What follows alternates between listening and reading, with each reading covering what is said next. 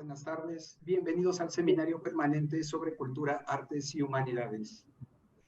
El día de hoy nuestra conferencia es Incursiones Multidisciplinarias, Aventuras y Desventuras en las Artes Visuales, con el maestro Luis Gerardo Sánchez. Luis Gerardo Sánchez Vázquez nació en Querétaro en 1984. Se ha dedicado a las artes plásticas, la ilustración, la difusión en medios, curaduría y diseño de producción desde hace más de 20 años. Estudió parcialmente en la carrera de artes plásticas y desde que abandonó los estudios se dedicó de manera independiente a la producción de un amplio acervo de dibujo, pintura, escultura y obra digital. Impartió clases en su taller y escuelas públicas y privadas, y se dedicó a la divulgación de cultura en radio, televisión e internet. Como organizador de eventos, realiza cada año diversos eventos de promoción de talentos, sean exposiciones, ventas y demás dinámicas públicas con instituciones de gobierno, empresas o independientes. Como curador, fungió como servidor público en el Instituto de Cultura del municipio de Querétaro y en la empresa Incusa S.A.D.C.B. Ha viajado para pintar como capacitador o representante cultural en países como Brasil, Holanda, Estonia, Colombia y Estados Unidos. Ha laborado en departamentos de arte y producciones de teatro y fílmicas. Actualmente reside en la Ciudad de México y produce murales, juguetes, ilustración digital, pintura escénica y obra de caballete para clientes particulares, gobierno y empresas. Bienvenido, maestro Luis Sánchez. ¿Qué tal? Mucho gusto, muchas gracias por tenerme en el seminario permanente. Pues no sé si gustes añadir algo más. No, yo creo que a rasgos generales es un poco de lo que podría expresar para definir el perfil que tengo. O sea, quiero empezar por hablar un poco del sentido de quizás compartir todo lo que el día de hoy me gustaría platicar con ustedes. Y es que como artistas estamos más acostumbrados al contenido que es de carácter ya sea de capacitación teórica o técnica acerca de un tema específico, pero no es el caso de lo que me fue amoldando a mi perfil particular, así que se me hace interesante comentar un poco de ello al principio. Me gustaría empezar por presentarme de esa manera y quizás en ese sentido cronológico es que le iremos dando sentido no solo a mi perfil, sino creo que es el perfil de los artistas contemporáneos, de los artistas multidisciplinarios. Y bueno, lo nombro aventuras y desventuras porque, bueno, pues es lo que nos lleva en la vida a conocer un poco de nuestro entorno, de nuestro contexto y a incidir en ello. Yo creo que tanto en el interés general que pudiera tener la gente que nos acompaña el día de hoy, también habría oportunidad de dialogar con ellos, con las personas que nos acompañan, y si no, dejar por ahí ese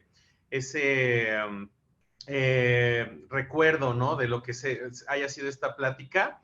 Y creo que va a haber algunos puntos muy interesantes. Estamos en una época que me parece que está en el cambio de paradigma, o sea, aunque es un poco trillado decir eso, creo que tan solo en mi generación, y es que yo estoy por cumplir 40 años, el próximo año cumplo 40 años, y tan solo en el periodo de tiempo en el que yo empecé a laborar profesionalmente a lo que se vienen en los próximos años, muy pronto, estarían cambiando las oportunidades laborales, la capacitación profesional. Tan solo a mí me tocó ver un gran cambio en el paradigma educativo, o sea, siendo que ahora me da la oportunidad una institución pública de tanto prestigio como lo es la UNAM, curiosamente tendría que platicar que en mi caso empecé por abandonar la escuela. O sea, yo nací en la ciudad de Querétaro, nací en 1984 y como tal, pues fue influenciado especialmente por los medios masivos de comunicación. Creo que como es el caso de la mayoría de la gente de mi generación, primero fuimos bombardeados por esto, es los medios como la televisión o la radio, antes de siquiera tener un acceso al Internet. Creo que yo tendría algo así como 10 años cuando ya estaba acostumbrado a conectarme en línea, pero una imagen cargaba en algo así como 5 a 10 minutos. O sea, un mapa de bits era como si fuera lo que hoy en día tardas en cargar una película completa, ¿no? Y de la misma forma, lo primero que yo me encontré es con la manera en la que podemos acceder a la información. O sea, y creo que ese ha sido el gran cambio o sea, en la historia de las artes, en el caso de la cultura, que hace prácticamente irreconocible o sea, esta profesión, si tenemos que decirlo como una sola cosa. Dedicarte al arte hoy en día podría tener más que ver con una ingeniería o tendría que ver más con programación o con otro tipo de experiencias que no solo son comerciales, sino también de conexiones entre las personas.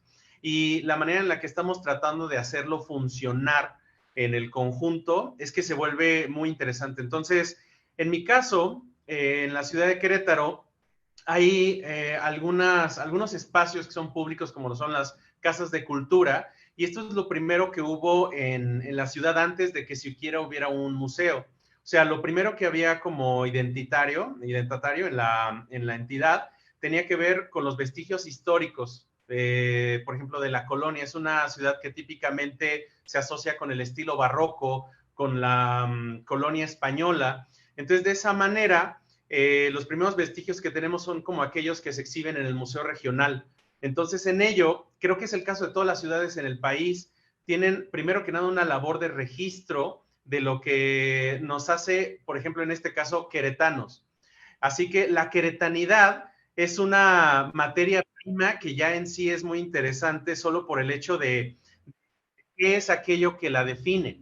O sea, esto es qué nos define como artistas queretanos, como ciudadanos queretanos, y en ello empezamos a hacer como una especie de esponja de lo que está a nuestro alrededor. Entonces yo ya mencioné, la televisión fue quizás lo primero y lo segundo fue la iglesia. Entonces entre los medios masivos de comunicación y la religión católica ya tienes ahí una mezcolanza muy interesante porque podría parecer un poco como hasta extremo, ¿no? Yo creo que algo a lo que estamos acostumbrados hoy en día es justamente la hibridación de medios.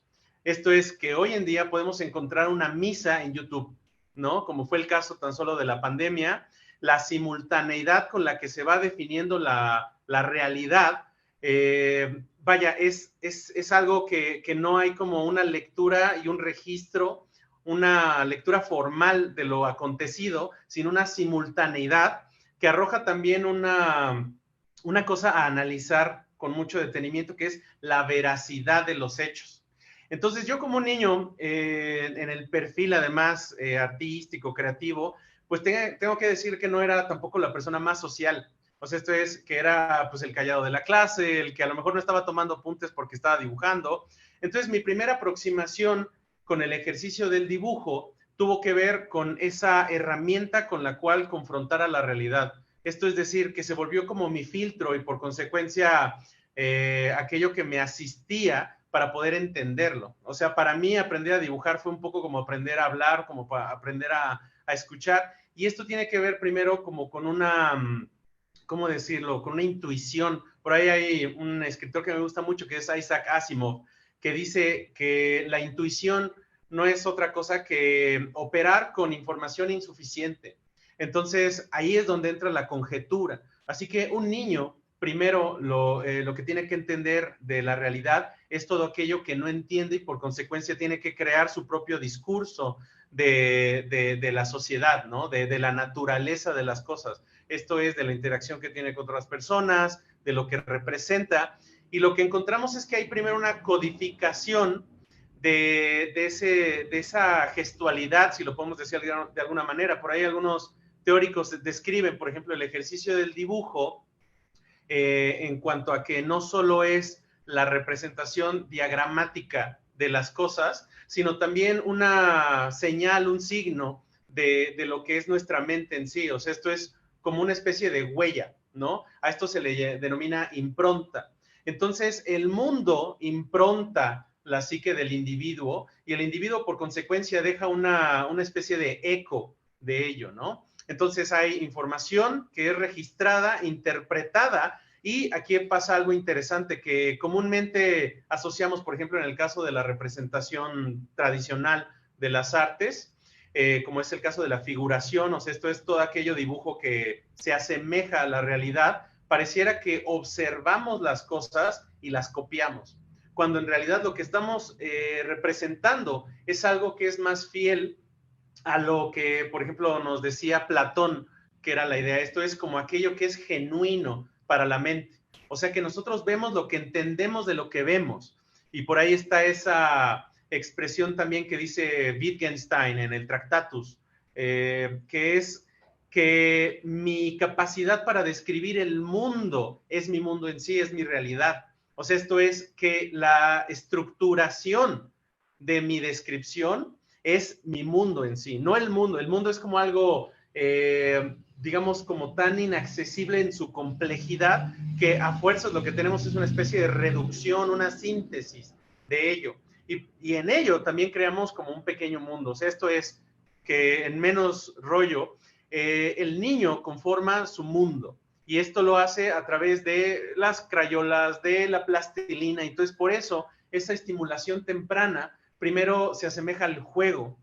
Esto es algo que todos los individuos, absolutamente todos, hacemos. Yo creo, y por ahí comúnmente se dice, ¿no? Que quizás el artista nace y que es como producto de un talento. Y yo creo que en ese sentido hay un despertar de afinidades perceptivas, ¿cierto? O sea, esto es que nosotros vamos registrando de manera anémica, o sea, esto es en la capacidad de recordar todo aquello que son como migajas en el camino. O sea, que nosotros vamos creando rutas en el cerebro que nos permiten volver a acceder a esa experiencia sensible. O sea, esto es que, por ejemplo, cuando nosotros comemos un taco, no solo estamos satisfaciendo el hambre, como en esa primera instancia, sino que también estamos accediendo a algo que nos identifica. Por ejemplo, la mexicanidad está imbuida de su gastronomía. ¿Cómo podríamos discernir en el caso de la cultura algo que es tan propio del mexicano como los tacos lo son para nosotros, ¿cierto? Entonces ahí es donde empezamos a encontrar que ciertos rasgos definen nuestro contexto. Entonces, volviendo a Querétaro, yo creo que algo que me impactó como considerablemente fue el caso de entrar, por ejemplo, a una iglesia católica y empezar a ver como todas estas imágenes de santos, pero sobre todo de sufrimiento y pues unas cosas como muy difíciles de describir porque pues se trata como de iconografía que de alguna manera es simbólica. O sea, esto es que trata de ser una abstracción muy compleja de una manera mística, ¿cierto? O sea, esto es que de alguna manera se presenta como algo, vamos a pensar como una especie de historia detectivesca, en la cual solo tenemos como algunos indicios y que la persona además tiene que encontrarlo, pero en su vida. Entonces, poco a poco yo fui encontrando que lo que ahí está sucediendo de manera histórica es de que la gente antes de leer iba a la misa y lo que hacía es que tenía como una tradición verbal inicialmente. O sea, esto es que primero podía como repetir en su lenguaje, en su idioma, las oraciones, las anécdotas que escuchaba de un sacerdote, pero sobre todo cuando observaba, por ejemplo, una pintura, estaba viendo la manifestación de la realidad y por eso esa necesidad primero de los artistas, por ejemplo, en el medievo, de registrar la realidad como una herramienta para hablar de aquello que es metafísico. O sea, es cómo manifestar de manera tangible la evidencia de aquello que no es como posible de registrar. Entonces vamos a ver una especie de, bueno, un camino de migajas que yo tengo en este caso como con mi experiencia inicial sensible. Voy a compartir mi pantalla por aquí, no sé si, ahí está. Entonces me voy a enseñar primero como algunos ejercicios muy sencillos. Ya se está viendo por ahí la pantalla, ¿sí, verdad? Bueno, algo como esto creo que es muy, muy, muy simple. Creo que hay una necesidad, primero que nada, de figurar. O sea, esto es que los primeros rasgos que tenemos de las cosas son burdos. O sea, esto es que algo como la perspectiva es algo como muy elaborado, es tardío incluso como la formación de un niño. O sea, esto corresponde como, primero que nada, a mi necesidad de conectar. Entonces lo que hago es dibujar a mi hermano escribiendo, a una botella de vidrio que yo tuviera enfrente de mí. Y en ese sentido, lo que yo asumía es de que había una tradición pictórica que es algo como muy europeo también, de representar las cosas como son.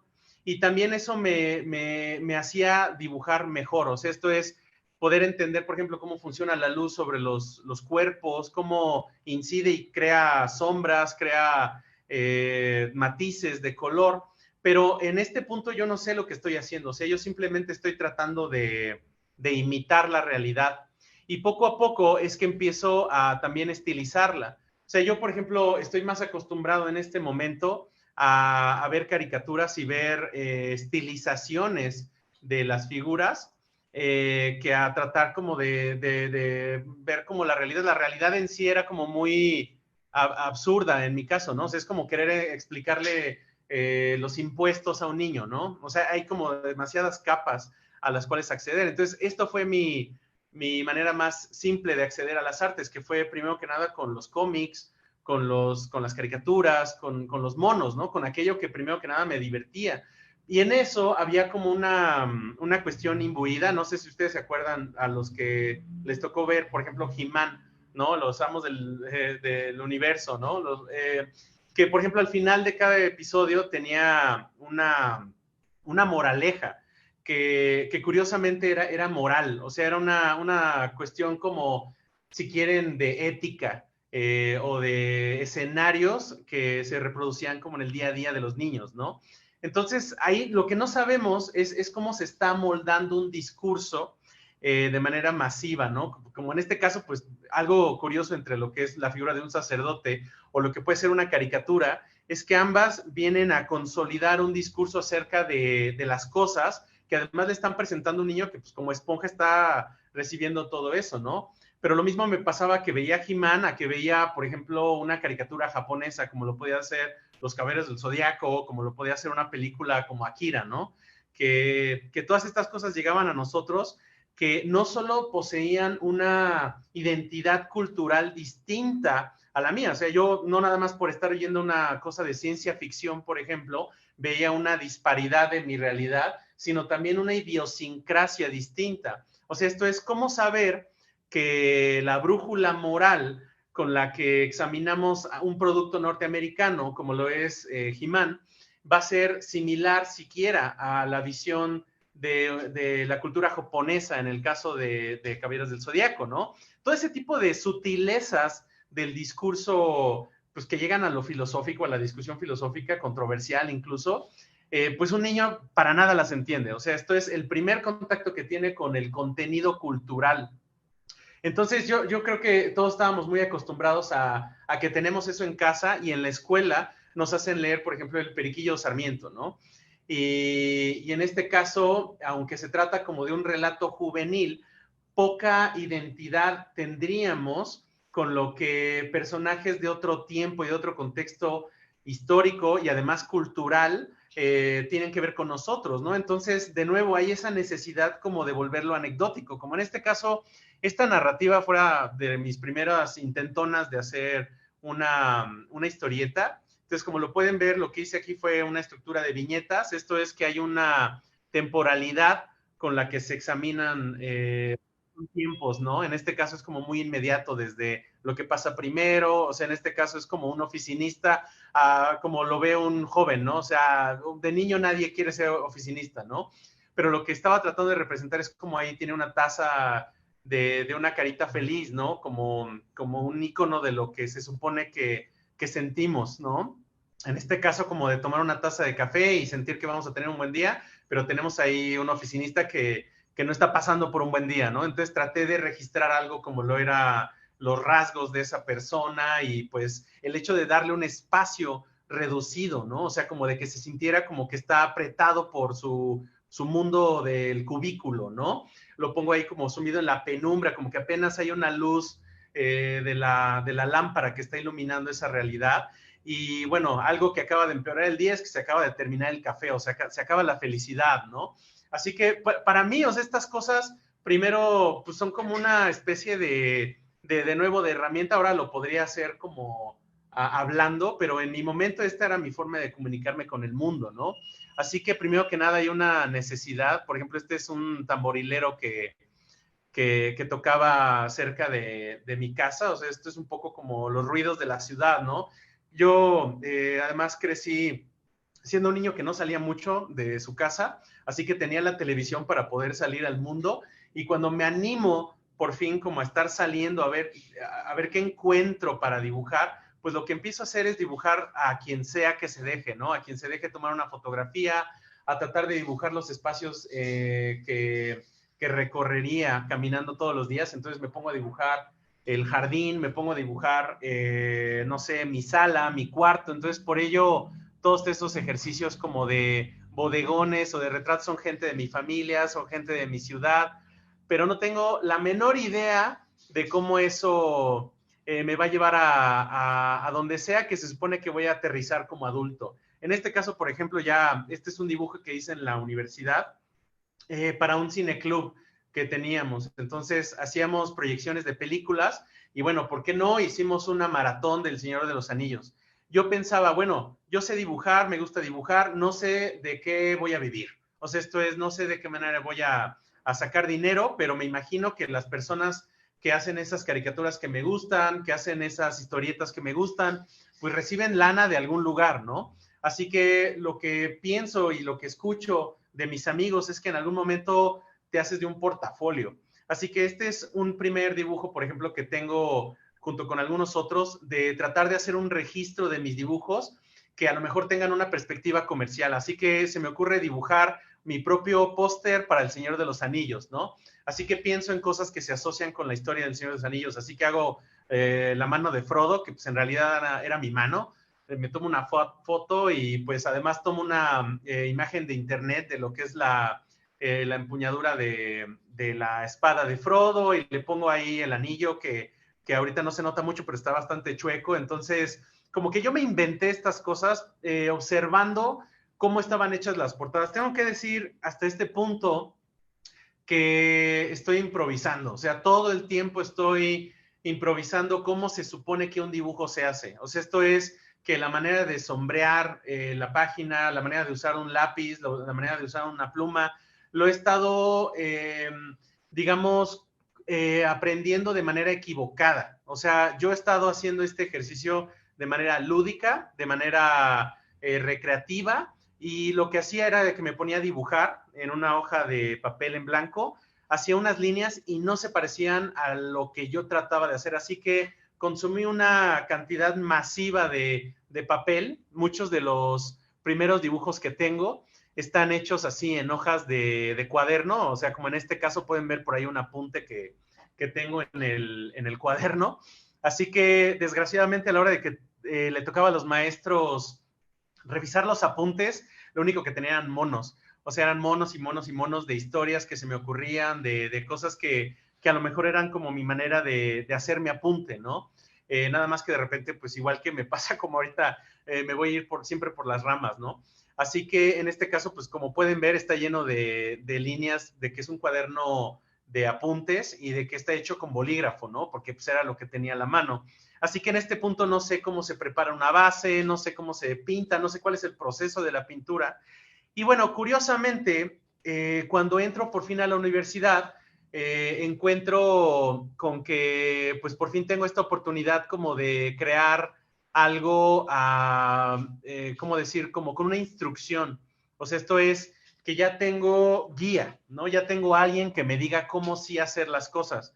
Y lo que descubro es que no existe. O sea, descubro que la manera académica de dibujar, si bien puede provenir de la experiencia de algún maestro, pues prácticamente no es la misma en ninguna escuela y que mucho de eso se escribió pues hace siglos, o sea, desde que hubiera no sé, por ejemplo, están los apuntes de Leonardo da Vinci o están los tratados de Matisse de dibujo o de Paul Klee, o sea, hay un montón de apuntes que otros artistas hicieron, no hay un consenso general de cómo se supone que dibujes. Entonces, lo primero que yo me encuentro es una decepción tremenda, o sea, de llegar como a un punto en el que tú piensas que ya solo te van a dar una especie de instructivo y ya de ahí en adelante ya vas a saber dibujar, ¿no? Así que lo que descubro es de que el hecho de haber estado dibujando mucho me da una especie de atajo, o sea, me da un atajo, me adelanta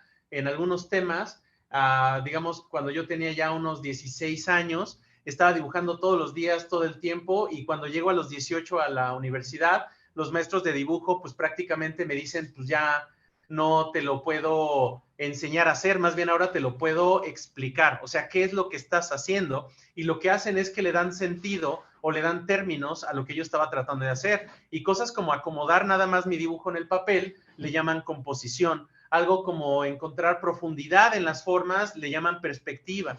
Entonces, hay una diferencia sustancial en cómo se le ha nombrado a las cosas y la manera en la que yo simplemente lo hice de manera intuitiva. Y lo que quiero decir con esto es de que cualquier persona que pueda empuñar una herramienta para poder registrar algo como una línea, una forma, una cualidad visual de lo que está pensando, o sea, ni siquiera lo que ve, sino lo que piensa, ya está creando, ya está dibujando, o sea, ya dibuja, todas las personas ya dibujan desde el momento en que pueden empuñar un lápiz y un papel. Lo que no pueden hacer es explicarlo.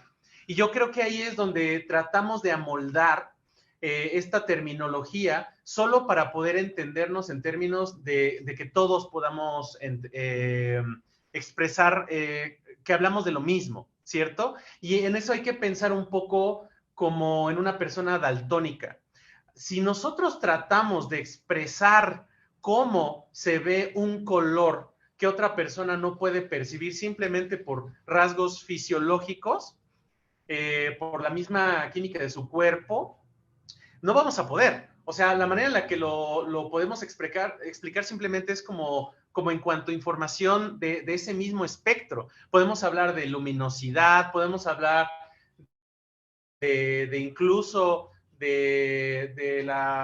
¿cómo decirlo?, del patrón de electricidad que se genera en el cerebro a partir de la recepción en los nervios ópticos, y aún así no expresan cómo se ve el color rojo o el color verde. Ahora pensemos que en el caso del ser humano estamos viendo un cierto espectro de color, pero que es totalmente distinto al que ven las aves.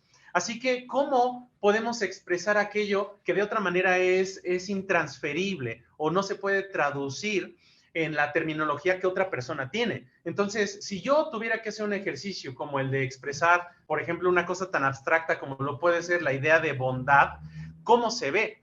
Entonces, en este caso, por ejemplo, si yo tratara de expresar todas estas ideas como en un dibujo, en este caso me invitaron a hacer una ilustración para un calendario de cantinas, o sea que es una dinámica que se hace allá en la ciudad de Querétaro, se hacen dibujos, se hacen pinturas que se vuelven como representaciones de una de las cantinas típicas de la ciudad. En este caso me tocó una que se llamaba La Tiznada. Entonces, yo para este momento ni siquiera iba a las cantinas, o sea, creo que ni bebía. Entonces, lo único que se me ocurre es como decir, bueno, pues estoy familiarizado con la expresión de a la tiznada, ¿no? O sea, que es como cuando, digo, no quiero usar como un lenguaje demasiado soez, pero en este caso, pues para mí tenía que ver como con el rompimiento de algo, ¿no? O sea, es como cuando avientas algo al piso o que mandas a la fregada algo, ¿no? Entonces, lo que hice fue que tomé una botella de vino por ahí vacía que encontré, la aventé al piso y traté de representar una botella, pero que no solo se viera como la que acabo de dibujar aquí, ¿no? O sea, esto es un bodegón como esto mismo que tengo aquí, ¿no? Entonces, en este caso, digamos que lo que empiezo a entender es que el arte se manifiesta como juegos semánticos. Yo no sabía que eso es lo que yo estaba haciendo desde niño, o sea, como lo hacemos todas las personas. Estamos jugando con nuestra estructuración del lenguaje, con nuestra estructuración de la realidad. O sea, es como todos los componentes que conforman un objeto hacen a ese objeto en sí, como lo es en el caso de la botella de la izquierda, una botella de vidrio vacía, como lo es el caso de la derecha, podríamos decir que ya no es una botella, son los fragmentos de una botella.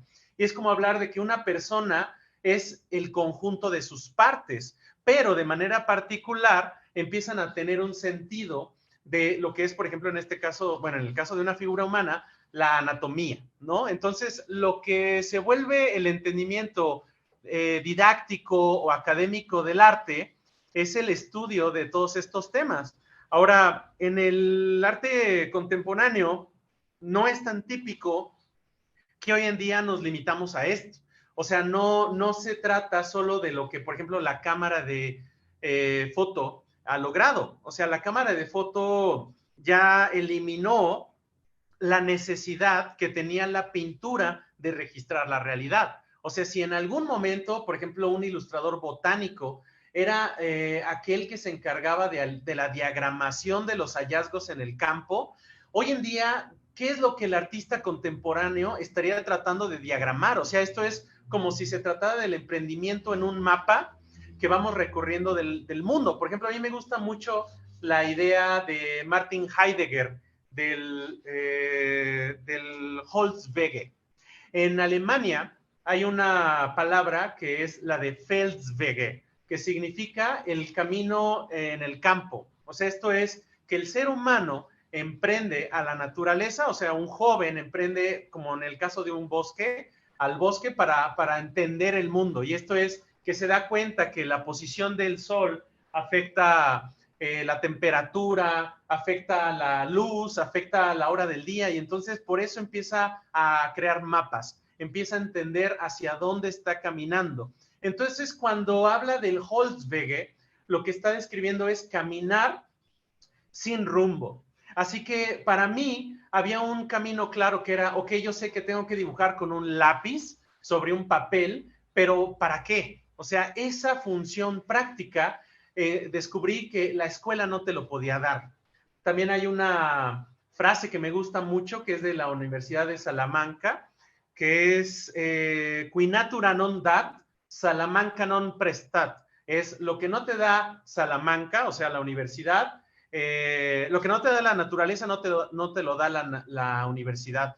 Entonces, no se refiere a que nacemos y somos artistas, se refiere a que a todo aquello que el ser humano necesita, ya sea para sobrevivir o para entender o para divertirse o lo que sea, ya está, digamos, como al alcance de cada persona. Entonces, en este punto hay un rompimiento con mis expectativas. O sea, esto es que a los 18, 19 años tengo una gran crisis existencial de entonces, ¿de qué se trata? O sea, ¿de qué se trata esto de ser artista? ¿De qué se trata esto de dibujar y pintar? Así que yo originalmente les voy a enseñar algunos ejemplos de otras pinturas. Algo que yo entiendo en algún momento es que de alguna forma tenemos que vivir de algo. O sea, esto es, tenemos que obtener dinero. Así que yo observo cómo, y esto es ya hablando un poco del contexto del arte en México en los años 80 y 90.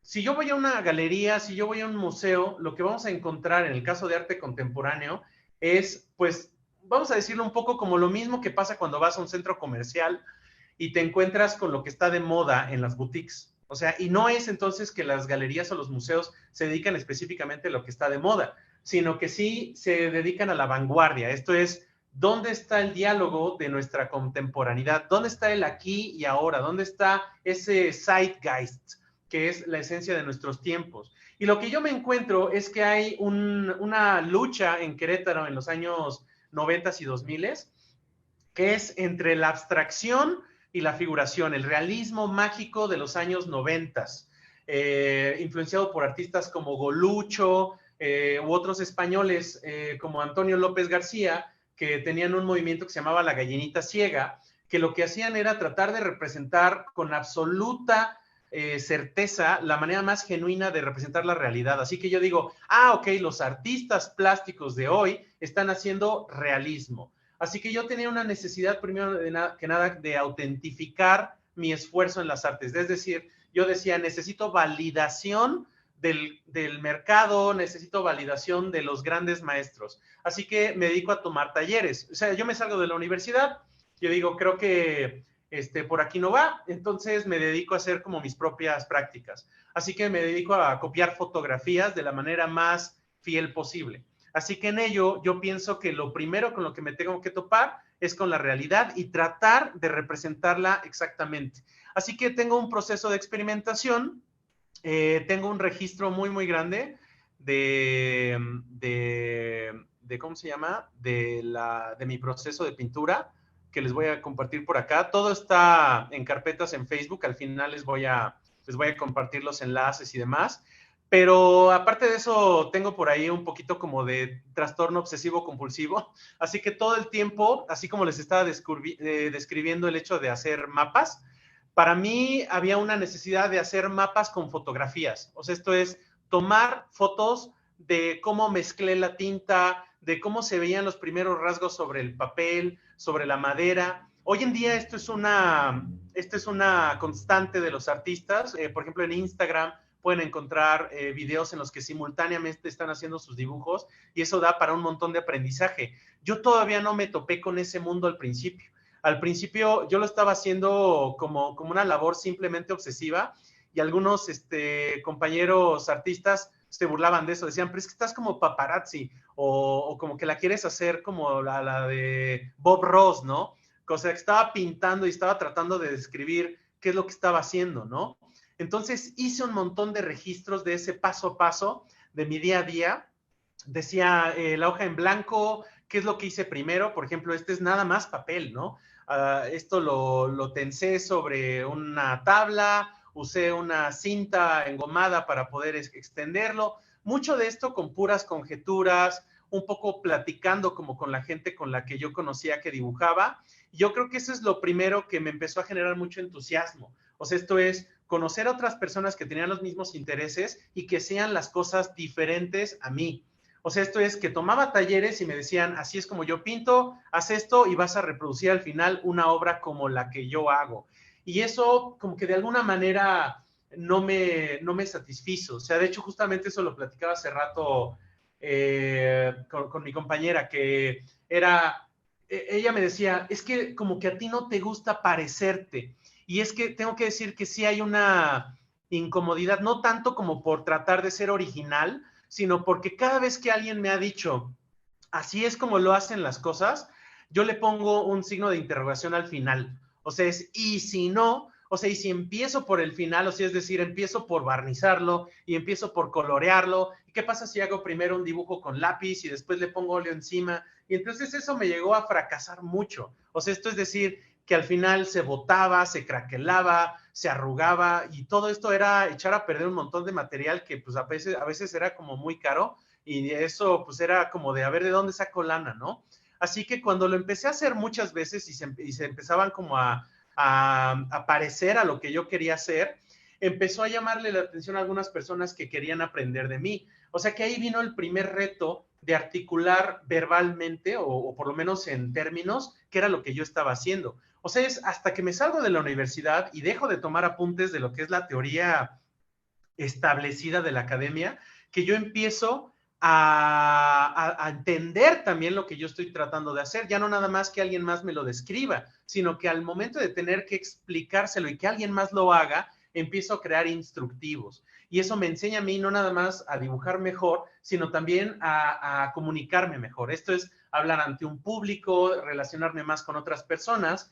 Y bueno, ahí es donde empieza una manera de, una suerte de perfil personal que es más peculiar. Algo de lo que escuchamos en la semblanza es que me dediqué un rato a la radio y a la curaduría y otras cosas. Entonces no es muy común que el artista plástico se sale del taller o se sale de la galería y se va a los medios de comunicación o se va al entretenimiento. Es más, el artista plástico no se mete al diseño industrial, no se mete a la ilustración, o sea, es el ilustrador hace ilustración y se junta con ilustradores. El artista plástico no habla con danzantes. Y sí es el caso de algunos artistas contemporáneos en la historia. pero no estamos acostumbrados demasiado a esa multidisciplinaridad, porque se vería un poco como decía mi mamá, como meterte mucho en la boca y no poder masticar, ¿no? O sea, el que mucho abarca, poco aprieta. Entonces, el hacerte todólogo te hace no especificar en nada, no especializarte en nada. Pero si tienes estos rasgos como obsesivos como yo, significa que te vas a matar trabajando, pero con tal de poder entender. O sea, esto es, descubro que uno de los rasgos que más me ayudan a poder subsistir en la sociedad es enseñarme a enseñar. Entonces, de esa manera empiezo a dar talleres y empiezo a hacer programas de radio que primero que nada me hacen hablar un poco de artes. Esto es que, por ejemplo, me invitaban a platicar que si una exposición, que si estaba haciendo un taller y me decían, bueno, ven a hacer divulgación de tu obra, ¿no? Entonces, eso me lleva a, como divulgador, me decían, oye, es que como que sí hablas bien, como que se te da el estar así, o sea, vaya, me estaban diciendo que tenía verborrea y de eso de alguna manera pues era bueno porque podía llenar como mucho espacio de mucho diálogo, ¿no? Entonces, en esa verborrea de repente ya había hablado de todo lo que podía decir acerca de lo que estaba produciendo o de lo que había en cartelera cultural. Entonces me decían, bueno, ¿y de qué más podemos hablar? Y empezaba a hablar de música, empezaba a hablar de cine, y eso me obliga a, como divulgador, a crear otras dinámicas, como lo son los cineclubes, como lo son los ciclos de cine. Mucho tiempo, durante muchos años, con un amigo tuvimos un programa de radio que eventualmente estuvo en la televisión, que se llamaba Freak Show. Entonces, con ello, lo que hacíamos era conectarnos con otras personas similares a nosotros para poder hablar de las cosas que nos entusiasmaban. Entonces, eso nos llevó a entender un montón de cosas que tenían que ver, por ejemplo, con edición de video, con edición de foto, de pintura. Así que la manera en la que yo hacía mi registro de mi proceso de pintura se volvió también un registro de mi voz, o sea, de mi imagen, de las películas que yo veía. Empezaba a coleccionar un montón de fotogramas de las películas que acababa de ver. Si iba a ver una película el fin de semana, al día siguiente ya estaba grabándolo en un micrófono para hablar de lo que pensaba, de lo que vi. Hoy en día eso se le llama ser youtuber. O sea, hace 10 años no se me hubiera ocurrido que de eso podía uno sacar dinero o que de eso podías vivir o que podías hacer algo con ello siquiera. Entonces, hoy en día ya como que ya se me pasó un poco el tiempo para ello, pero sí me condujo a conectarme con un montón de gente y de repente ya pasaba que en una exposición pues me ponían al frente para platicar con las personas. Voy a cambiar un poquito mi pantalla y ahorita vuelvo a la pantalla compartida de diapositivas. Entonces, pues, ¿qué pasa? Que, o sea, hoy en día ya no lo acostumbro, o sea, ya no me gusta mucho como hablar ante la cámara y estar yo como platicándolo, ¿no? Sino que ahora me dedico como a producir mucho, pero descubro una cosa y es cuáles son las carencias a nivel social en la entidad en la que yo estoy. Esto es decir, cuáles son los foros que hay, o sea, como bien les decía, existía este paradigma como entre lo del realismo mágico de los años 90 y la abstracción como la influencia del informalismo catalán o cosas así, ¿no?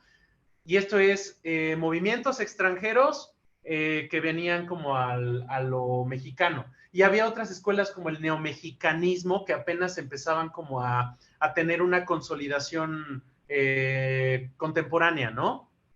Así que pasa que de repente como por ahí de los 25, o sea, yo dedico mis primeros 5 años a producir y producir y producir y tener encargos y talleres y en medio de todo esto la divulgación, pero también descubro que no se le están dando los espacios como a ciertos temas. Esto es decir, que por ahí de los años 80 ya existía algo como el lowbrow, y esto es que algo que a mí me gustaba mucho y que me influenciaba, que yo mencioné, eran las caricaturas. Y eso tiene una cabida en el arte contemporáneo, o sea, algo con lo que yo crecí, que a mí me fascinaba, que eran los monitos.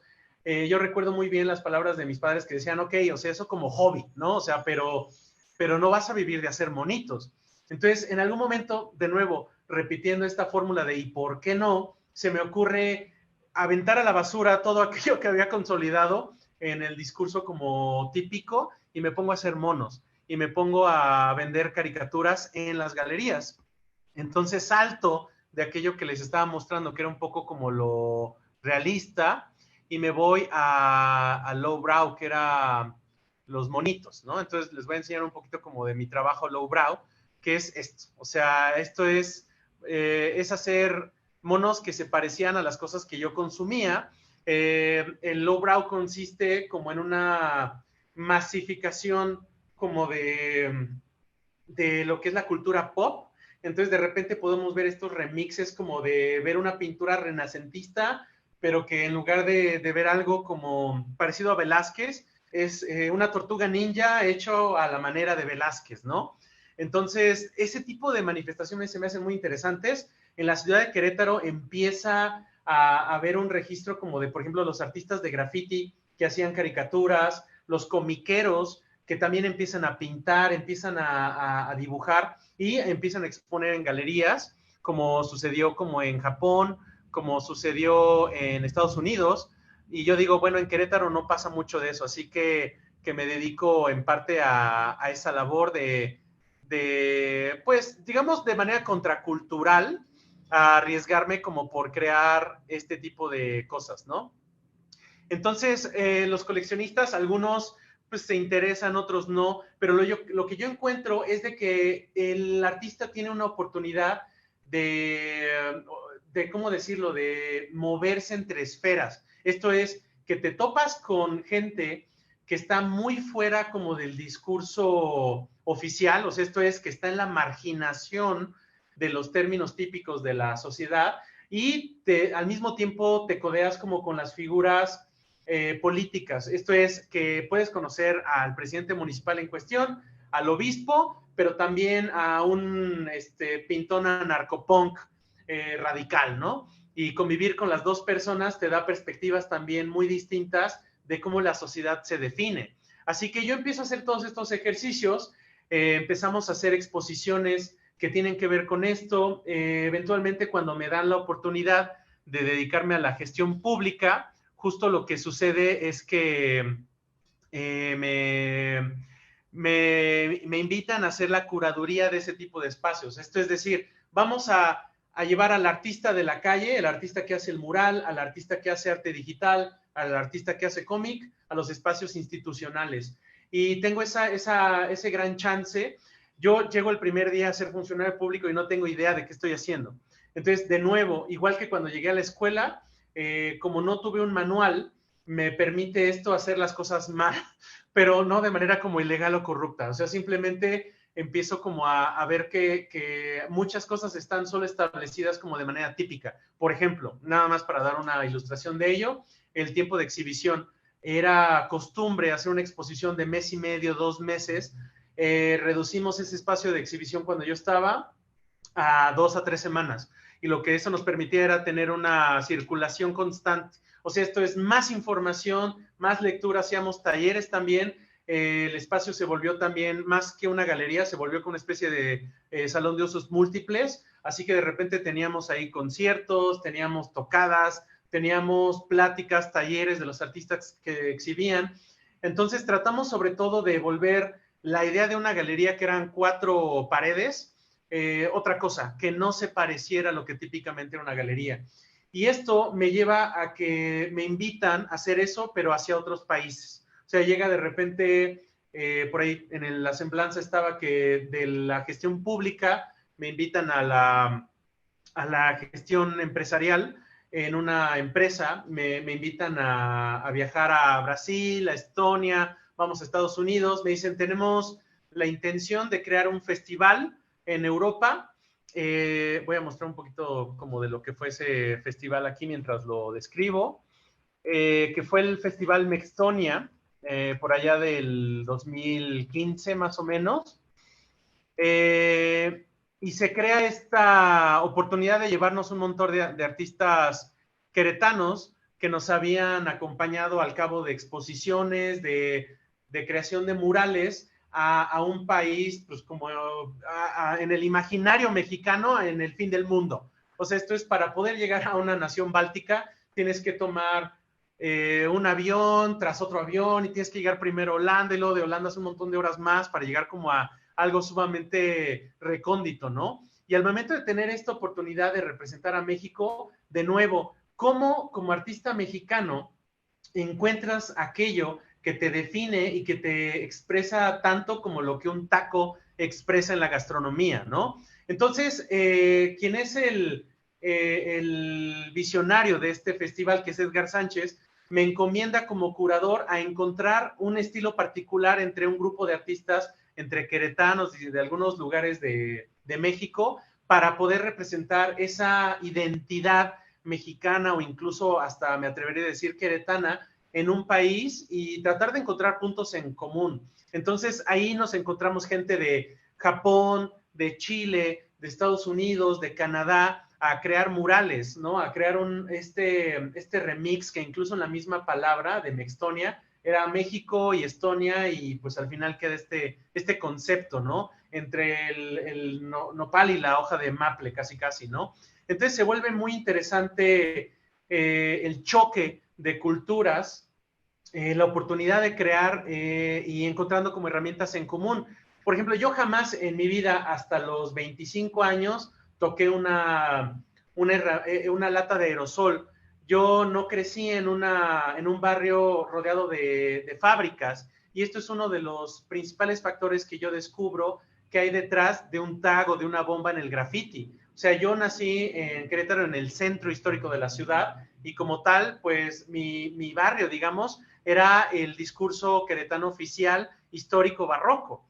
Entonces, alguien que, por ejemplo, nació en Satélite o incluso en Menchaca, crece rodeado de un montón más de cosas, como lo son las mismas fábricas, que son espacios en los cuales pueden registrar quiénes son. Y es donde yo descubro que la lata de aerosol en el registro, por ejemplo, de un tag, es más allá que la transgresión del espacio privado o del espacio público, que es el entendimiento típico que hay del graffiti. O sea, que es una transgresión del espacio como una forma de vandalismo. Y yo descubro que ante todo es un vestigio de una persona. Es decir, que un tag dice, yo estuve aquí, yo estoy aquí. Entonces, lo que vamos encontrando es que el aerosol queda como una especie de registro caligráfico o de gestualidad de nuestra psique y cómo llevamos esa expresión, esa manifestación, no solo al muro de mi calle, el muro de mi barrio, sino al barrio de otro lugar, ¿no? Así que hay una labor que ahora lleva de la curaduría, que es simplemente como estético, a la gestión social. Esto es, ¿cómo hablo con un consejo urbano, como fue el caso en este festival, de representaciones de la ciudad de Tallinn, como para decir cómo podemos dialogar sin transgredir también la identidad de Estonia?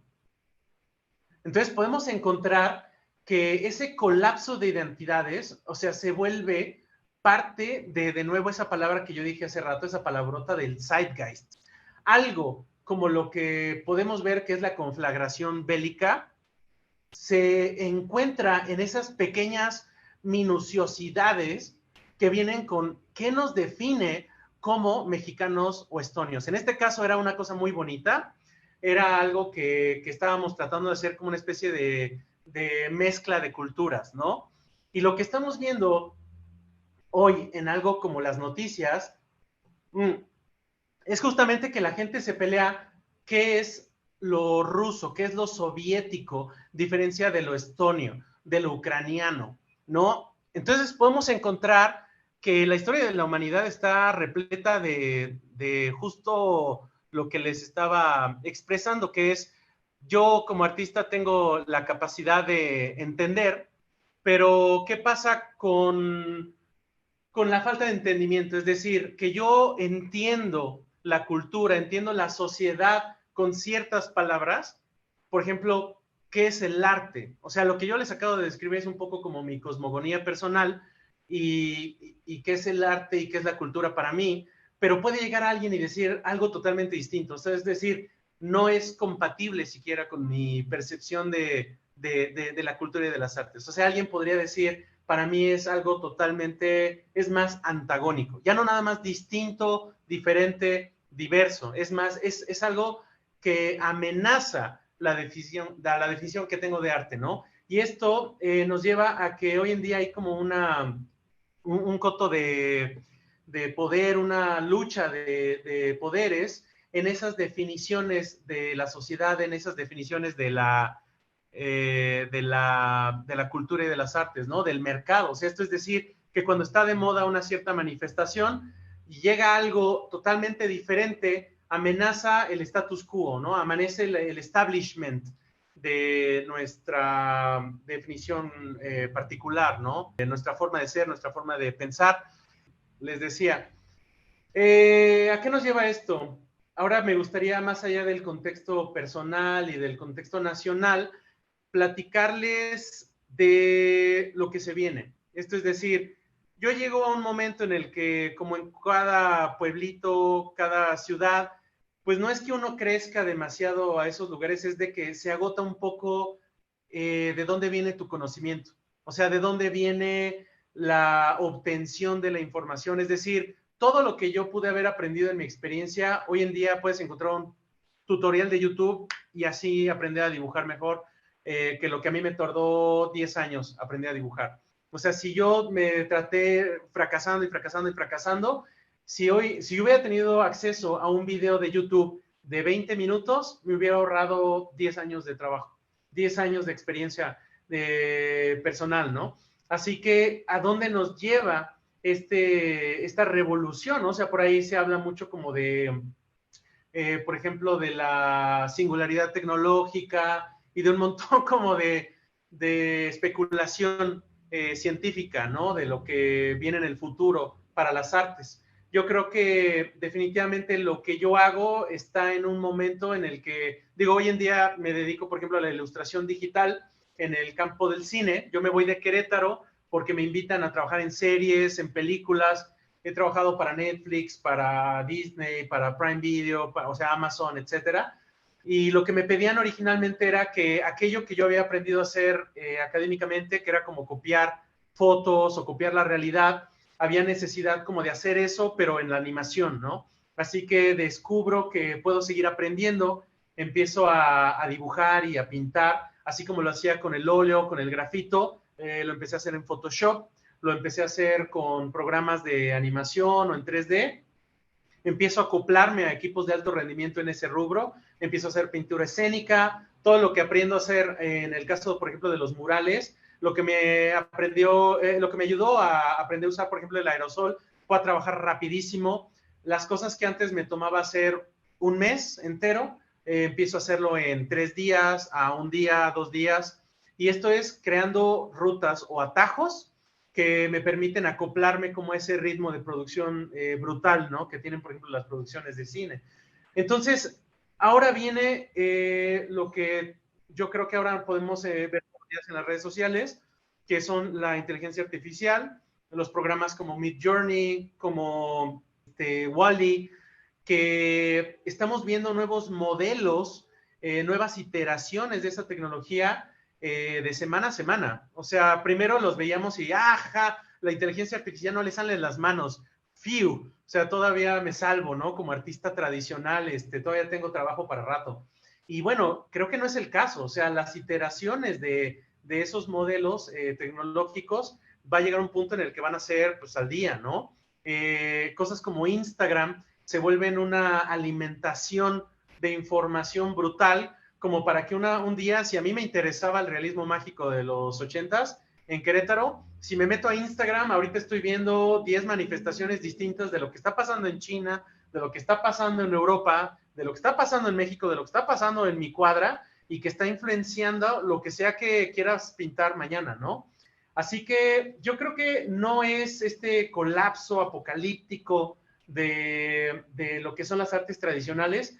Lo que pasa es que es una remoción del bagaje. O sea, esto es que se acorta el lapso como de obtención de esa experiencia y se vuelve un juego otra vez. O sea que afortunadamente hoy, más que nunca, el arte tiene la oportunidad de ser lúdico otra vez. O sea, esto es que se rompen las estructuras que, miren, me voy a atrever a decirlo, hegemónicas también, porque tú tenías un maestro en la escuela que venía de consolidarse en un estilo, ¿no? O sea, estuvo 30 años pintando lo mismo porque no tenía necesidad de hacerlo diferente, ¿no? Y si hoy en día conocemos un artista joven, un día quiere hacer una cosa y al día siguiente también está haciendo música, entonces estamos experimentando un cambio que es más parecido a una mutación genética, ¿no? Es de nuevo, en estos términos de cultura pop me voy a atrever a decir, estamos viendo como en la etapa tortuga ninja de las artes. O sea, esto es, tenemos artistas mutantes que van a tener algo totalmente diferente, y lo digo para bien. O sea, no es como el coronavirus, que cada vez viene algo peor. O sea, es algo mejor, pero que es imposible de contemplar siquiera, que cambia por completo nuestra definición de las artes y que además a mí me llena de mucho entusiasmo. O sea, para mí, por ejemplo, no tener que ser empleado en un campo en el que solo tengo que reproducir fotografías es un alivio. Por ejemplo, a mí me pagan más, por ejemplo, por copiar una fotografía. Ahora tengo que pasar menos tiempo de mi vida creando una obra tradicional de arte, y lo que me da es la oportunidad, por ejemplo, de explorar otra vez las cosas que yo hacía como de niño. Por ejemplo, les quería mostrar un poco de lo que hoy en día hago, que pues es ahora, por ahí se había mencionado como esta faceta de crear juguetes y de crear como cosas. Esto es una impresión 3D de un personaje que había hecho en el 2012. En ese entonces pues estaba de nuevo en esta etapa que les describía, como de mi afán como por arriesgarme a aventar a la basura el realismo y empezar a hacer otra vez como caricaturas y monos. Y ahora descubro que con el modelo 3D, o sea, en un programa como lo es, ¿cómo se llama? Blender, se puede recurrir a crear esa figura tridimensional y reproducirla. O sea, esto es que antes hubieras tenido que recurrir a un proceso muy costoso, o sea, de cientos de miles de pesos en inversión para poder reproducir, por ejemplo, una escultura, ¿no? O sea, el vaciado en resina o en un metal o en un material de ese tipo de conservación, ahora se reduce a una manufactura casera que puede tener esa misma permanencia.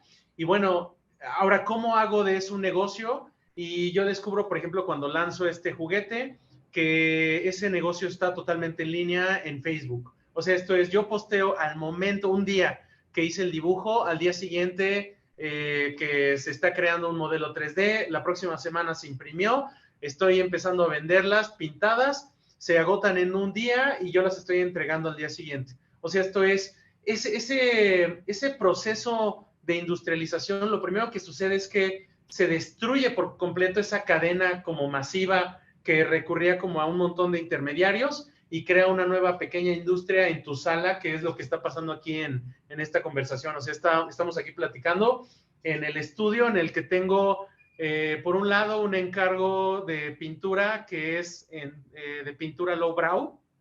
Esto es figurativa, pero bidimensional plasta, parecido al cómic. Al lado tengo una pintura al óleo hiperrealista que estoy haciendo para otro cliente que quiere algo muy diferente. Al lado estoy diseñando como la nueva figura que estoy haciendo, un print digital en una tableta digital que voy a reproducir en impresión Giclée, que voy a vender en Facebook, y al mismo tiempo pues estoy pintando los juguetes que voy a estar comercializando también en Facebook. Entonces, creo que el resumen de todo esto es que o sea, como artistas que están viviendo este cambio paradigmático, tenemos que tener la apertura de hacer algo muy típico, muy tradicional. Si queremos hacer pintura rupestre, es el momento para hacer pintura rupestre porque hay un espacio para ello, hay una oportunidad para ello. Y si queremos hacer arte para videojuegos y ser ilustradores, pero también ser pintores, y pintores de caballete y de galería, pero también hacer murales, o sea, la escala no es una limitante. Creo que hay tantas descripciones, definiciones de ello como hay circunstancias de vida, que es lo que es una de las máximas por las cuales yo vivo, que es esta frase de Ortega y Gasset, este filósofo español perspectivista: soy yo y mi circunstancia. Y si no salvo a la una, salvo a la otra.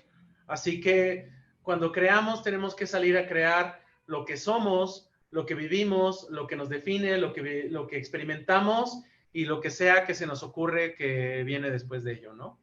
Creo que me eché mucho al hilo, espero no haberme ido demasiado por las ramas.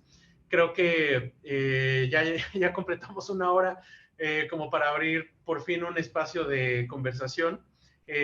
Si por ahí todavía hay alguien conectado y está interesado en que platiquemos, por favor, estoy muy abierto a que hablemos. Si tienen dudas, si tienen comentarios, si me la quieren mentar y me dicen yo no creo nada de lo que acabas de decir, es muy errado, por favor.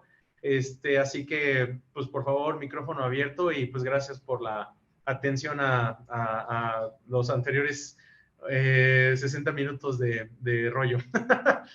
Por ahí veo mucha gente que también se conectó en Facebook, entonces hay gente que está en Zoom, hay muchos comentarios que también a los cuales quisiera dirigirme. Muchas gracias a Luca, que por ahí comenta, me dice, me sirve para entender cosas, qué bonita la sencillez y apertura que tiene.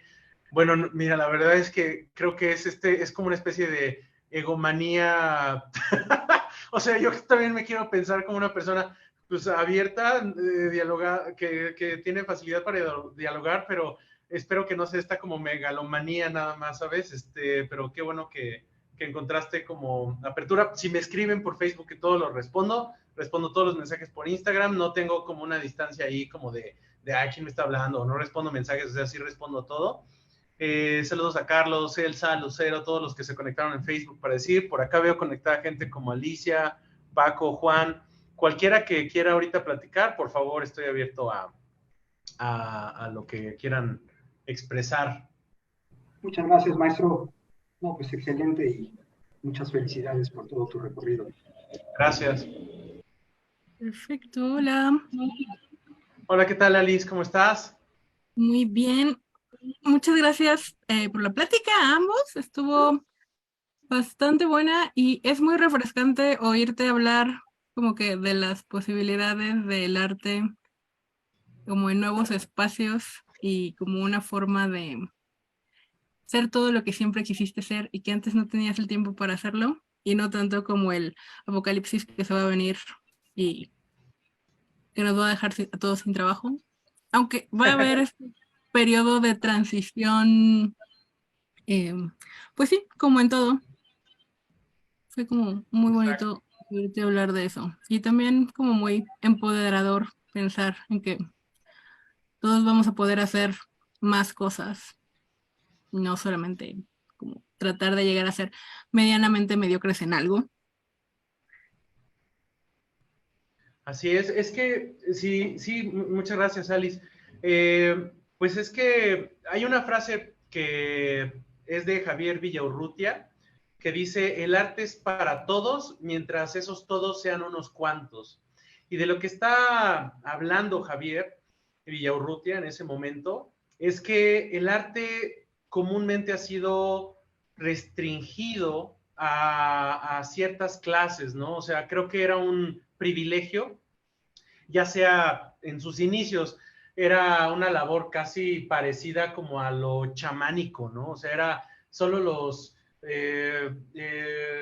brujos, sacerdotes pueden crear arte como estas visiones místicas y crecí, y yo creo que como en el caso de muchos, pensando que eso era, ¿no? O sea, hay una solemnidad y una distancia con la labor que lo vuelve casi inaccesible. O sea, creo que tenemos que obligarnos a democratizar el arte, a volverlo tan fácil como que la gente cree arte en su celular, que un niño lo haga, pero también un adulto. O sea, creo que es un derecho universal.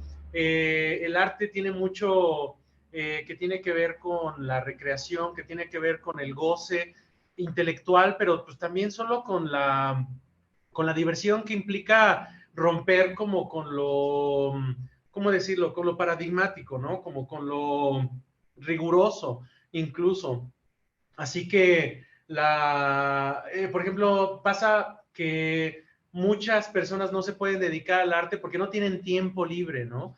O sea, dicen, no, es que yo trabajo, a mí me gusta, pero ¿cómo le hago? No tengo chance, ¿no? Y yo creo que el optimizar los procesos de la creación, yo creo que es algo muy, que a mí me inspira mucho, que a mí me gusta que suceda, muchas personas lo perciben como una amenaza, ¿no? Es como decir, no, pero a mí me ha costado un montón de trabajo y yo quiero que le cuesten un buen trabajo a cualquier persona que no es docta, ¿no? Porque lo que quiero es que me respeten más a mí. O sea, quiero que alguien legitime mi esfuerzo, mi sacrificio, ¿no? Entonces se vuelve como esta piedra, ¿no? Yo me acuerdo mucho de ese episodio de Los Simpsons, de los magios, donde le decían, quítenle la piedra del deshonor y pónganle la piedra del honor, ¿no? Ahora. Y es como que todo el tiempo estamos, no sé si por esta perspectiva como eurocentrista, o no sé cómo decirla, o quizás como esta cosmogonía mística, no voy a decir cristiana nada más, ¿no? Sino como esta noción como de que el hombre tiene que sufrir y venimos a sufrir, y entonces creo que debe de haber como la misma palabra filosofía, lo que significa, que es un amor por la sabiduría, un amor por el conocimiento, y el arte es ese canal que te permite acceder a ese tipo de experiencia, ¿no? O sea, creo que el arte solo es como le llamamos a ese espectro de la experiencia humana. Entonces, es curioso porque me recuerda mucho como en el caso del diseño gráfico, en un despacho le llaman artes a los gráficos. Entonces, igual se trata como que, pásame los artes, ¿no? Y se refiere igual a una ilustración, pues nada más, no sé, como a la tipografía o al layout como de impresión de un panfleto, ¿no? Y un crítico de arte diría, ¿por qué le dicen arte a eso, no? Y es que a veces estamos hablando de, es que como ese meme, ¿no? De, eres arte, amiga. O sea, es como que estamos hablándolo como un adjetivo calificativo, al mismo tiempo que lo estamos definiendo como una carrera, una profesión, y también estamos hablando de ello como una cualidad sensible, ¿no? En las personas. Entonces, estamos hablando de cosas diferentes. O sea, no se trata de que todo se englobe y entonces todo significa lo mismo. Significa lo mismo por contexto. O sea, dependiendo del contexto en el que lo usas, te refieres a arte dependiendo de dónde lo estás apreciando. Entonces, si un oficinista, por ejemplo, en su cubículo, como en el del cómic que les enseñaba, o sea, a mi visión era como una especie de historia de horror, ¿no? Yo no tuve un trabajo de oficina hasta los 30. Y en los 30 yo estaba entrando a una oficina como paniqueado, ¿no? Porque decía, híjole, ahora voy a dejar de ser un artista y ahora voy a ser un oficinista, aquello que me daba pavor ser, ¿no? Y descubrí que no era el caso. O sea, lo que yo hacía como oficinista era crear junto con un montón más de personas, y me di cuenta de que como sociedad el artista no nada más puede vivir en su huevito, ¿no? Y era lo que a mí me pasaba, decía un amigo, somos autistas plásticos, no somos artistas plásticos, somos gente que estamos como encapsulada en la esfera y no queremos salir de esa esfera, ¿no? No quiero saber de negocios, no quiero saber del SAT. Yo le tenía pavor al SAT, ¿no?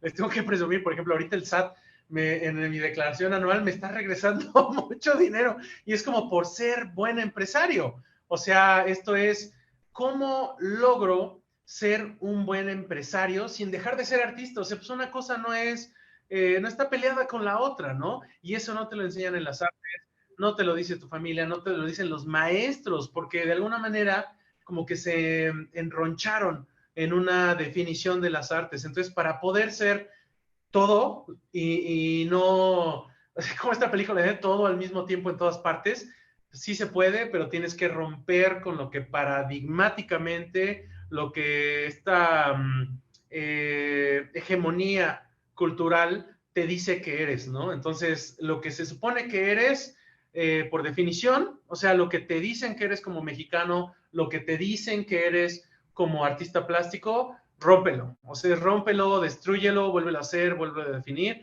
Y si tú crees que como oficinista, como profesionista, si como diseñador gráfico crees que no puedes ser artista plástico, no creo en eso, y creo que tienes mucho por demostrar ante los demás que no era cierto, ¿no? Solo por el hecho de que te lo dijeron que era, ¿no? O porque crecieron pensando en ello. Bueno, ya me clavé mucho, pero creo que está ese sentimiento, Alice. Espero que haya compartido un poco de ese mismo sentir. Dice Inés, no invoques al SAT. No lo invoco, o sea, no le tengan miedo al SAT, no le tengan miedo al gobierno. O sea, fíjense que para una persona que vivió en la marginación cultural, o sea, y como parte de la contracultura, y ahora siendo como absorbida por el aparato gubernamental, y, o sea, que quiero pensar que pude influir en ese sistema, o sea, esto es decir, primero me encontré fuera del sistema, yo dije, me voy a meter al sistema para tratar de cambiarlo, lo logré hasta un cierto punto, y eso creo que encontré en ello una nueva iteración de mi persona que es compatible. O sea, es compatible con vivir de hacer monitos, pero además de estar al día en el SAT. Así que no le tengan miedo al SAT. ¿Qué más por ahí? Hay una pregunta por aquí. Sí, a ver, por allá dice, ¿qué toca hacer? Ah, ok, esta pregunta está buena. ¿Qué toca hacer a los espectadores de las artes en estas nuevas circunstancias descritas? Eso está muy interesante. Fíjate que hay por ahí un término que puede ser un poco despectivo. Yo lo quiero decir aquí de una manera muy positiva. Esto me lo compartió un amigo que es fotógrafo, que se quejaba en una plática que tenía de lo caro que era el equipo de las cámaras, ¿no? Me decía, es que yo tengo que pagar una Canon para tomar fotos que cuesta 40,000 pesos, 50,000 pesos, y crea este término del prosumer. O sea, esto es producer, consumer, ¿no? O sea, yo produzco y además consumo. Necesito un lápiz de papel, necesito un lápiz que es carísimo, un papel que es carísimo, si no, no puedo acceder a producir obra de calidad. Entonces, ¿qué pasa, por ejemplo, hoy en día? No tengo tiempo de ir al cine, ahora existe el streaming en tu celular, ¿no? Y eso va cambiando las condiciones en las que consumimos el arte. El arte no está ya en la galería, está en la calle, ¿no? El cine no está nada más en el complejo de un monstruo, de un duopolio cinematográfico como en México, ¿no? Está también en el celular. Y existe la Cineteca, que tiene, por ejemplo, funciones gratuitas, ¿no? Yo acabo de ir tan solo hace poco a una danza increíble de Buto, que cuando era joven fui a un festival cervantino, que era estos, entre paréntesis, donde se podía dar la mezcla de culturas, la mezcla de manifestaciones culturales, y decía, tengo que ir a otra ciudad, tengo que pagar un boleto carísimo para poder ver a un artista japonés, y ahora lo puedo hacer en un live, ¿no? Lo puedo hacer en un live en Facebook, que no me cuesta nada, me cuesta la conexión a internet, y si no tengo compu, no tengo celular, lo puedo ir a ver al metro. O sea, ahorita yo me voy al metro y me parece que es aquí en el metro Zapata,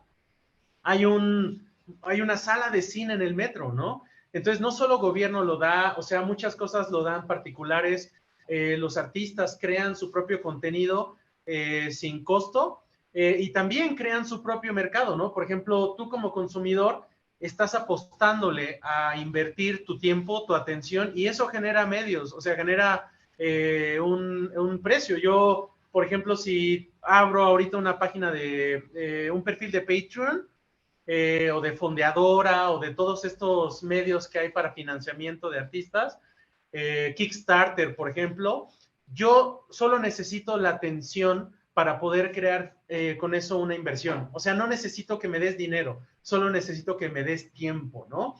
Eso es lo que pasa en TikTok. O sea, y hoy más que nunca es un poco como de qué haces tu dieta como consumidor.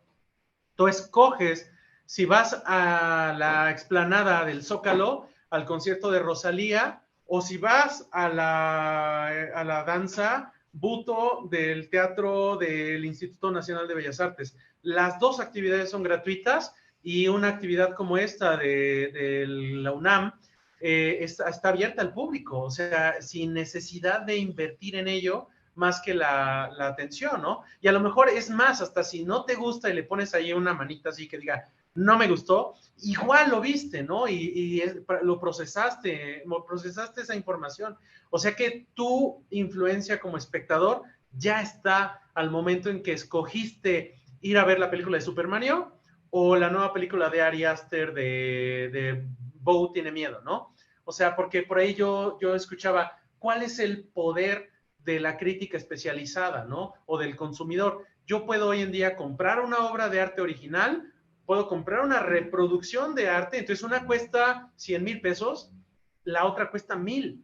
Y las dos acaban potenciando al artista, potenciando ese tipo de expresiones, así que todo es válido, todo apoya, todo ayuda, todo apoquina. Y creo que lo que hemos encontrado es que hay nuevas maneras de encauzar esos medios, ¿no? Así que como consumidor, ¿qué toca es que lo hagas todos los días? O sea, que lo encuentres como una cosa cotidiana, ¿no? Algo que a mí me sorprende muchísimo es que para poder ver anime, cuando yo iba creciendo, ser otaku, o sea, que es como le llamamos al fan del anime, era muy complicado porque era el ñoño del ñoño del ñoño. O sea, no estaba en la tele, estaba en un mercado. Yo me acuerdo mucho de haber encontrado un cassette VHS o beta en el mercado de la Cruz, allá en Querétaro, y encontraba una grabación en japonés raspada toda del video, o sea, no le entendías porque no estaba traducido, no tenía subtítulos,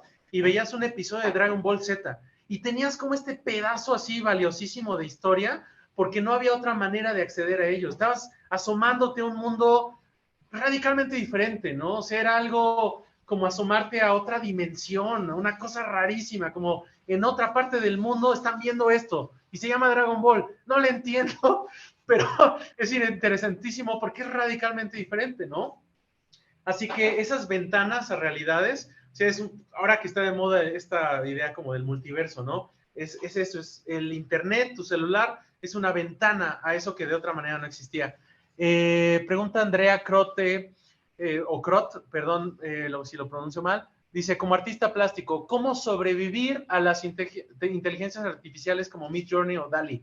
Fíjate que no, creo que no es una competencia de cómo son ellas contra nosotros, o sea, creo que sí está habiendo ahorita unos modelos, hay que entenderlo así, son modelos, son iteraciones que están sujetas a la temporalidad, entonces sí nos da miedo que de repente surge una aplicación como estas y te dice, o sea, tú pones ahí pintura al óleo parecida a, ¿no? Entonces dice, no, pero ¿cómo? O sea, entonces ya el ilustrador se desmerece o se descalifica, se destruye, ¿no?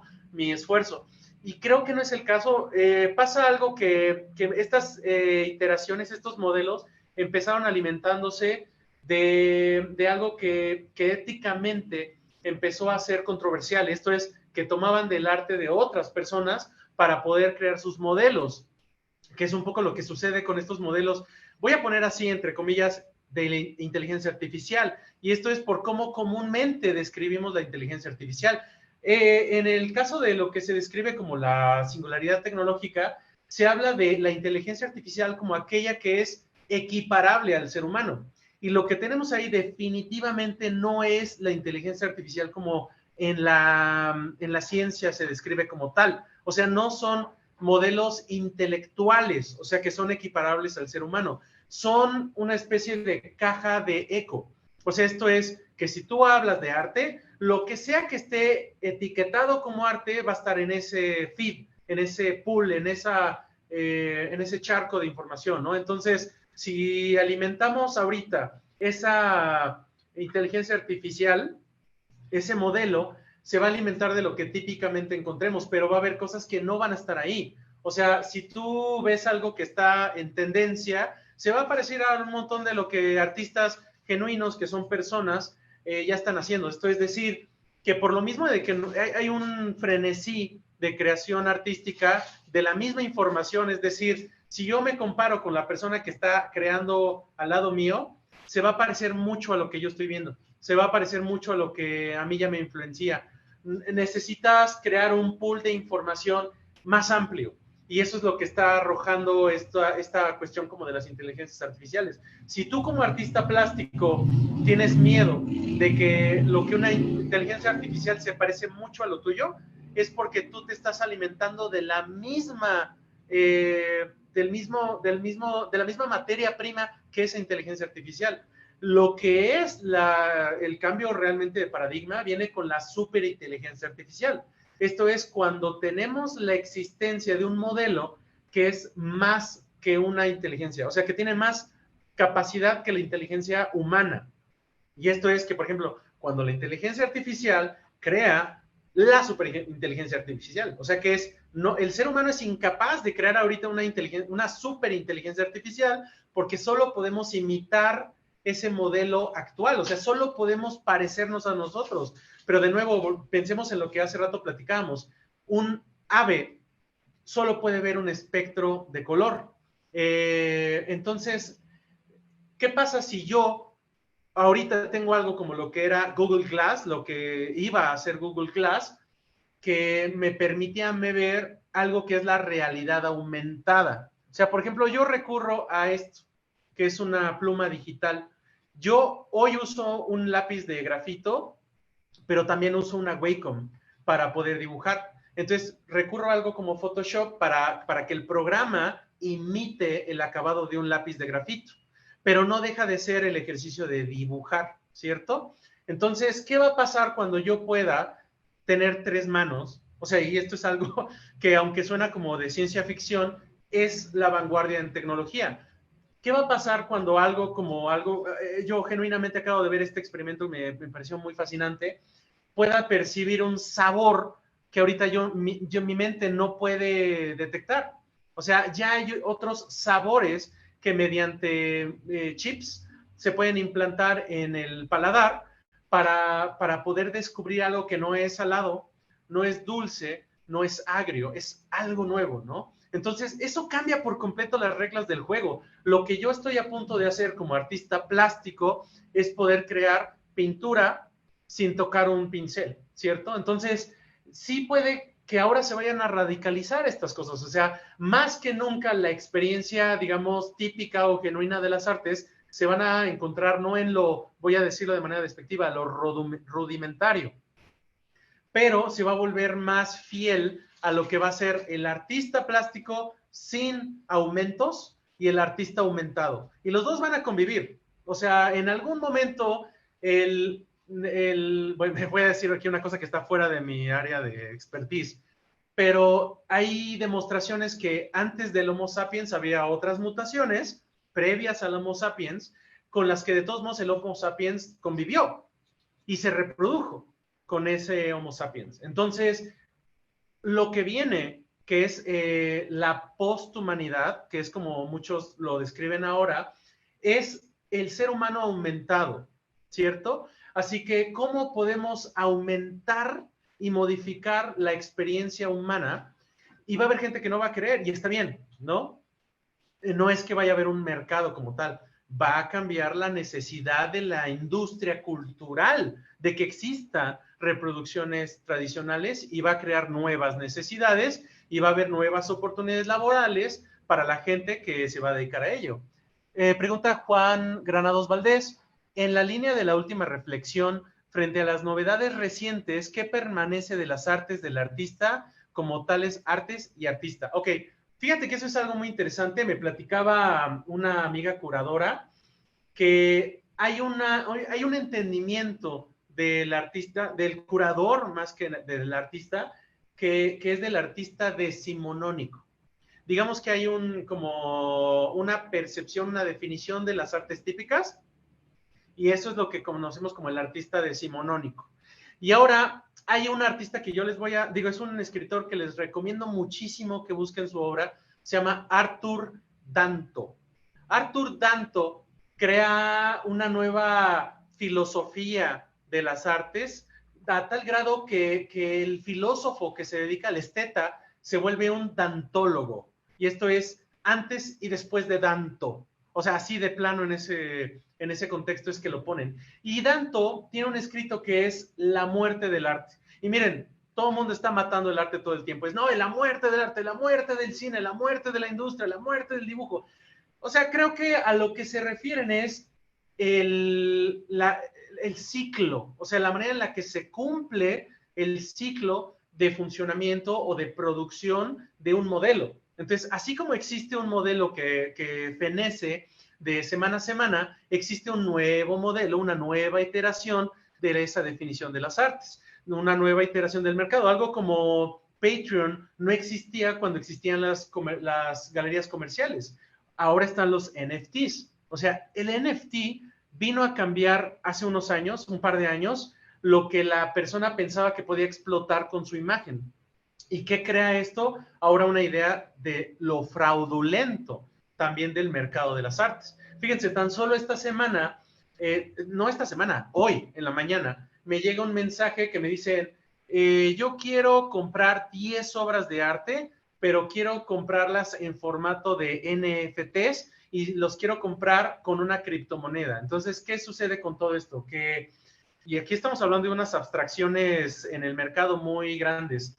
El artista crea una imagen digital y lo que comercializa no es la imagen como tal, sino el certificado de lo que es esa posesión. O sea, esto es que en el mercado de los bienes, el poseedor de ese código, esto es cómo se registra esa codificación, es lo que se vende y se compra, no la obra como tal. O sea, la obra existe allá afuera en el Internet y lo que todavía no existe es una tecnología que permita que eso no se reproduzca. Es decir, que ese archivo solo se almacena en una base de datos y que lo que se intercambia es el equivalente a una digitalización de lo que sería una obra física de arte. O sea, yo hago un dibujo y se lo vendo a otra persona y ahora esa persona es poseedora de ese dibujo.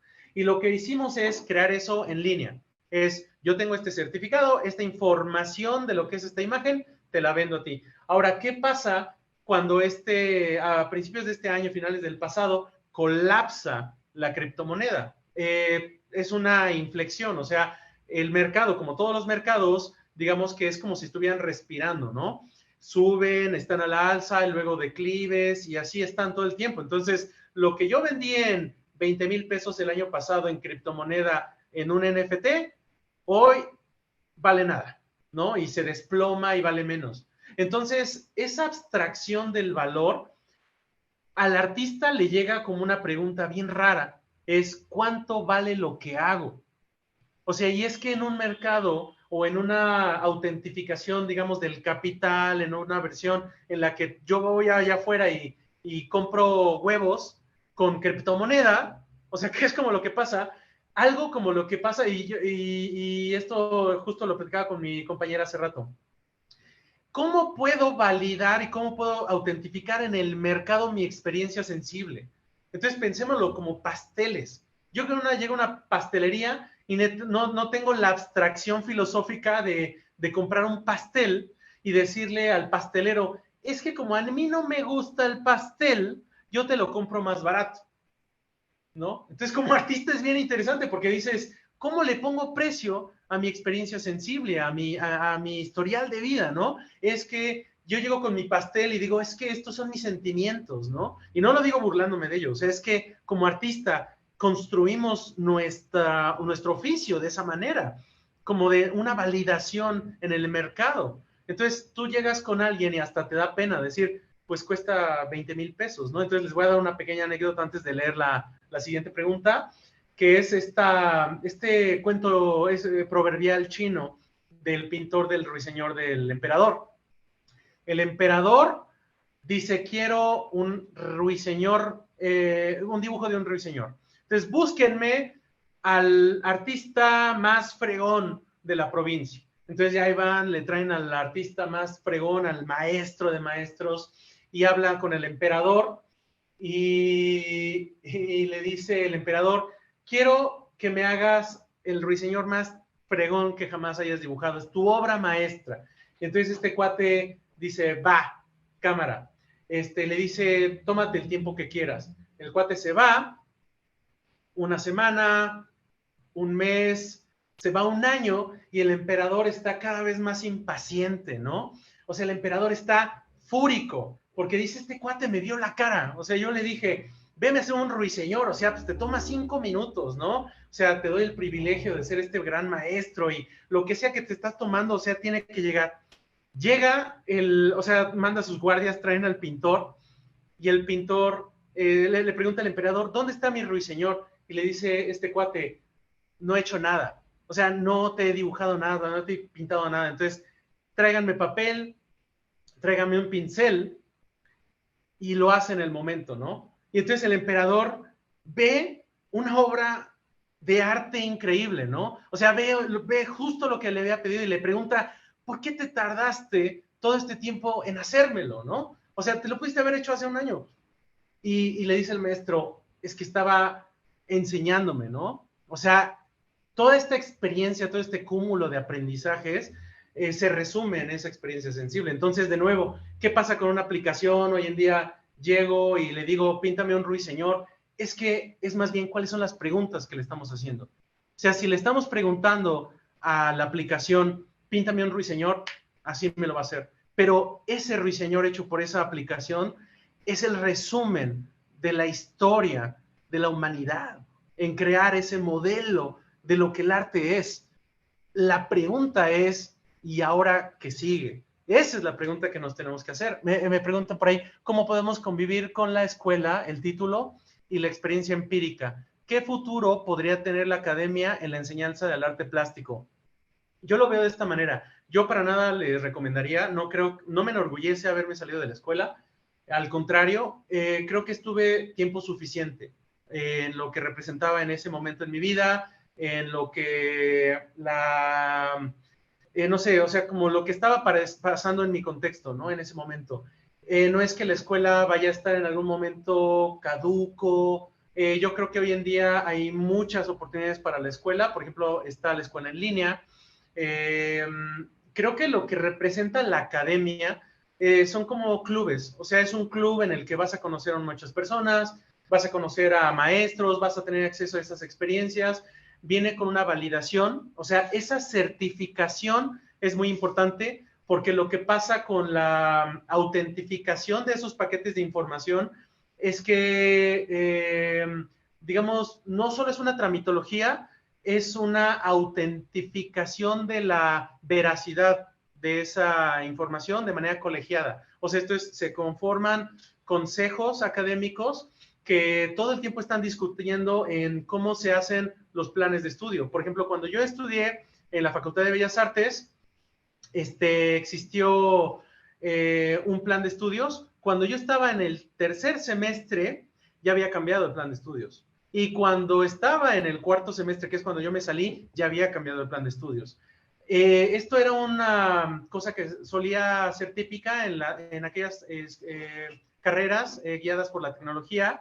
Y bueno, ¿qué más de lo que acabamos de platicar es más prudente que decir que el arte hoy más que nunca está totalmente vinculado a la tecnología? Entonces, así como en las ingenierías, algo como aprender sistemas para un ingeniero, para un artista plástico, aprender Photoshop, hoy en día va a caducar muy rápido. O sea, el ciclo de aprendizaje a partir de la tecnología va a implicar que si tú aprendiste el paquete de Photoshop en el 2022, ya tienes que estarte refrendando para el 2023, ¿no? Como artista plástico. Lo mismo que por decir, como en este caso, algo como Arthur Danto es filosofía de hace 10 años. O sea, hoy en día tenemos que ver dónde está la vanguardia del pensamiento estético, ¿no? Entonces, eso está en YouTube, o sea, búscalo en YouTube y también en la escuela. O sea, una cosa no habla de que solo te quedes con lo que la academia te da, o sea, complétalo con todo. Me parece que ya vamos a tener que cerrar. Gracias, maestro. Solo voy a... Sí, sí, disculpen, pero por favor continuemos la conversación en Facebook, en Instagram, en redes. Esto está exquisito, muchas gracias. De todos modos,